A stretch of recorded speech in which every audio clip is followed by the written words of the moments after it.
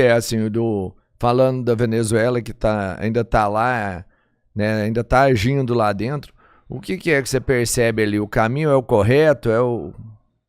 Tem falhas? O que é que ele te fala? Tem perseguição? O que é uma realidade que ele te passa? Então, na verdade, a Venezuela é um país que eu conheço bastante bem, cara. Faz 4 anos que eu vou para lá, praticamente uma vez a cada mês, a cada 2 meses. Sou fã, sério, sou fã. Adoro a Venezuela, tenho um monte de amigo venezuelano, conheço super bem, e é um assunto que eu conheço até bastante. Mas vamos lá. Dito pelo próprio presidente Nicolás Maduro, a Venezuela não é um país socialista, tá? Isso vocês podem ver na entrevista que eu fiz com ele. A Venezuela, e eu acho que aqui cabe também a mesma definição que o Elias dá para a China. A China, da maneira acadêmica de chamar a China hoje em dia, é que é uma nova formação socioeconômica com orientação socialista. Tá? Porque para a gente colocar o país inteiro numa nomenclatura do modo de produção, primeiro a gente teria que fazer um trabalho sobre linguagem, entre a diferença de definição normativa contra definição positiva, sabe, de que a categoria tem aquelas características mínimas necessárias para cumprir com a definição que exige para a gente chamar de socialismo. Mas vamos lá. Falando nas palavras dele, tá? Que quem sabe dessas coisas são as pessoas que estão aplicando o modelo político. Ele me falou assim, a gente ainda não é um país socialista, mas a gente gostaria de ser um país socialista. O que é a Venezuela hoje? Um país de resistência. Isso. O que produz a formação política da Venezuela hoje? A bota dos Estados Unidos no pescoço. Ou seja, mais além de qualquer ambição moral ou de virtude que os modelos políticos pudessem ter no mundo, é o que eles têm que ser para sobreviver. Sabe? O presidente da Venezuela foi um cara que recebeu 100 atentados de morte nos últimos 12 meses. Tu pode ser muito bonzinho, muito virtuoso, o que tu quiser, mas se tu é o segundo país mais sancionado do mundo, o país que tem mais petróleo do mundo, o país que tem top 5 nos minerais mais importantes para a indústria 3.0, tu é vizinho dos Estados Unidos, tá na América Central, cara, eles são realmente uma política de resistência.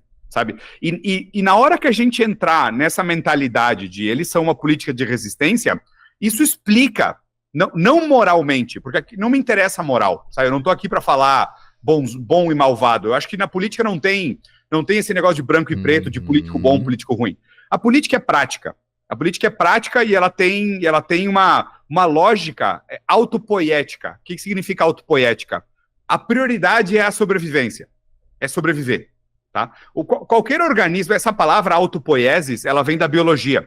E como a minha filosofia é muito materialista, eu sempre tento encontrar exemplos naturais do que acontece no mundo. Em lugar de ficar psicologizando e moralizando, eu prefiro exemplos naturais. Tá? Então, a maioria dos organismos do mundo tem um comportamento autopoético. O que significa autopoético? Eu posso fazer muitas coisas, mas primeiro eu tenho que garantir que eu vou sobreviver. Porque se eu não sobreviver, qualquer outra decisão que eu tomar vai ser menos importante do que a minha sobrevivência.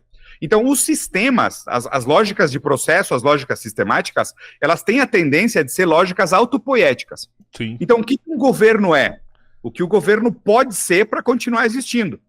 Não pode cair, né? Tem que resistir até o último segundo. Claro. Então, cara, o que é estranho falar assim, a Venezuela tá certo, a Venezuela tá errado, é que assim, falando em sentido prático, se tivesse ganhado a outra candidata, né, a Maria Corina Machado, se ganha a Maria Corina Machado, o que acontece? Os Estados Unidos toma posse do petróleo venezuelano e a Venezuela vira um Haiti. Ponto. Sabe, não tem muito mais para a gente ficar analisando e moralizando. Vai produzir emprego, vai subir o PIB. Tá, cara, vai subir o PIB.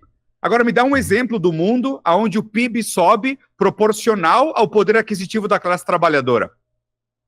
Hoje o indicador PIB, ele só fala de quanto capital tem acumulado na mão do 0,1% mais rico do país. O PIB não é mais um representante do bem-estar de um país. Né? Hoje, o PIB da China é menor que o PIB dos Estados Unidos. Só que a qualidade da vida dos chineses é superior à qualidade de vida dos americanos em todos os aspectos. Tá? Caraca. Então, para mim, esses indicadores de banco, de FMI, sabe, de economia neoclássica, eles estão desconectados da realidade material. Eles acabam falando somente de uma lógica mercantil, de uma lógica especulativa, que é a lógica do capital. Mas o problema é que a economia, ela é uma disciplina do pensamento que ela tenta se impor, para falar de uma maneira fácil, a economia se transformou no imperialismo do conhecimento. Tá? A economia, hoje em dia, ela tenta explicar absolutamente tudo. A economia se transformou numa disciplina do pensamento que ela tenta invadir todos os outros campos do conhecimento. Quando, na verdade, a categoria de verdade, da verdade como uma categoria de criação epistemológica, ela é uma categoria que ela existe em diferentes campos de uma forma humilde. Sabe? A ciência produz verdade de uma forma. A matemática produz verdade de outra forma. Sabe? A economia ela é capaz de produzir verdade de uma forma. Só que hoje em dia a lógica da economia é tão forte, e obviamente isso é resultado da proliferação da ideologia do capital como força dominante, que as pessoas tentam explicar tudo com a economia. E a economia se transformou numa religião. Hoje as pessoas que ou você fala a linguagem da economia ou você está fora da jogada, sabe? Mas a economia não é ciência. A economia ela não produz verdade num sentido indiscutível. A gente tem que ser muito mais cuidadoso no uso dos termos econômicos para julgar a realidade material. Ô, Diegão, e você que conversou com o Maduro, qual que você acha que é a percepção que ele tem diante da população venezuelana? Assim, eu vejo que muitos venezuelanos não entendem que essa bota dos Estados Unidos está em cima da Venezuela, que essa pressão existe lá, e isso acaba deixando a população contra o presidente, achando que uma substituição dele é a salvação da Venezuela. Né? Hoje o Brasil tem uma quantidade imensa de venezuelanos que vêm para o Brasil, né, buscando sobreviver, porque eles falam que a situação na Venezuela hoje não é uma situação fácil, né? Alguns mandam dinheiro para sustentar familiares mais velhos na Venezuela, né? Que não conseguem sair de lá. E você conversa com esses venezuelanos no Brasil, qual que é o problema? O problema é o Maduro. Ele não enxerga os Estados Unidos como sendo o problema daquilo lá. Como que o Maduro vê isso? Você chegou a questionar isso com ele? Ele tem uma preocupação, sei lá, de politizar essas pessoas, de mostrar para essas pessoas o que está acontecendo na realidade lá dentro? Claro. Eu acho assim, uma dúvida importantíssima, Rodrigo, assim. Com certeza a Venezuela é um país dividido, tá? Com certeza é um país dividido. É verdade que existe uma população que tem um desconforto muito grande com o modelo político e tem uma porcentagem... igual em qualquer país, cara. Para a maioria das pessoas, foda-se a política, sabe? Eu acho que nos últimos anos para cá, a gente acabou ficando mais politizado do normal. Mas pelo menos, eu não me lembro, quando eu cresci, quando eu era jovem no Brasil, que os meus tios, os meus primos, os adultos, meus pais, inclusive, falassem tanto de política. É porque não fazia efeito na vida deles, né? Eles não tinham tanta influência da política na vida deles, né? Eles podiam ter uma vida tranquila, sei lá, ter o dinheiro deles, né? Não tinha tanta influência. O Estado era menos atuante, hoje a política é fundamental forte na sua vida, né? Hoje, claro.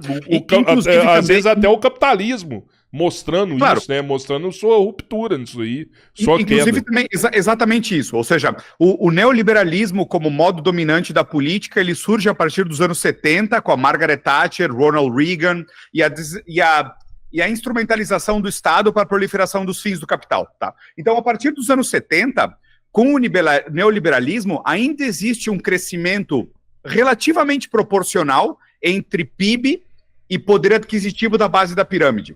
Só que depois dos anos 90, esses dois indicadores, eles se separam, cara. Daí o que acontece? Só cresce PIB e indicadores neoclássicos da economia, mas o poder adquisitivo da base trabalhadora fica trancado no tempo. Tá? Então, a partir dos anos 2000, em diferentes países, diferentes regiões, a gente começa a sentir mais essa dor. E, obviamente, por isso que eu falava, essa dor material, ela cria uma consciência política, entendeu? São as condições materiais que produzem superestruturas ideológicas. Então, essa dor material, miséria, pobreza, desigualdade, violência, crime, cria consciência política.